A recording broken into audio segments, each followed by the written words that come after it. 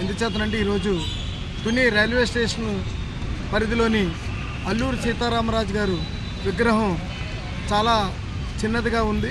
ఎందుకోసం అంటే ఇక్కడ ప్రతిరోజు వేలాది మంది వస్తూ పోతూ ప్రయాణికులు ఉంటుంటారు.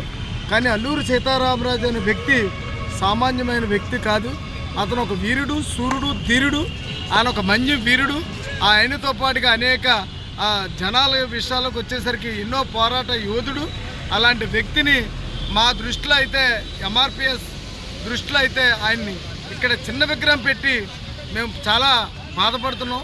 మాదిగ సోదరులు అందరూ కూడా ఇది హర్షించదగ్గ విషయం కాదు.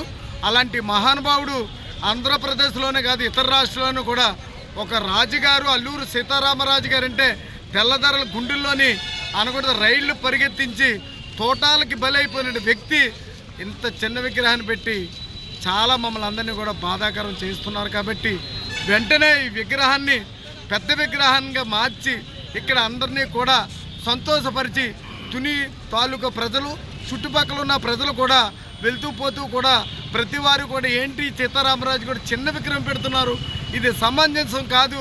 ఎవరైనా సరే అవసరమైతే దీన్ని ఇంకా పెద్దవారి దృష్టికి తీసుకెళ్ళి అవసరమైతే నలుగురు ఒక మాటపై నిలబడి పెద్ద విగ్రహాన్ని పెట్టి అల్లూరి సీతారామరాజు గారి తాలూకా పేరు ప్రతిష్ఠ నలుమూలలా వ్యాపింపజేసి ఆయన ఘనకీర్తి అందరికీ చెప్పాలని పెద్ద విగ్రహం పెట్టాలని మా ఎంఆర్పిఎస్ మాదిగ దండోరా నుంచి అందరూ కూడా అనకూడదు మందకృష్ణ నాయకత్వంలో మీ అందరూ కూడా పెద్ద విగ్రహం పెట్టాలని ఇక్కడ ఉన్న ప్రజలకి నాయకులకి అందరికీ కూడా విజ్ఞప్తి చేస్తూ తెలియజేసుకుని నమస్కారం తెలియజేస్తాను. జై మాదిగా. జై మాదిగా. జై మాదిగా.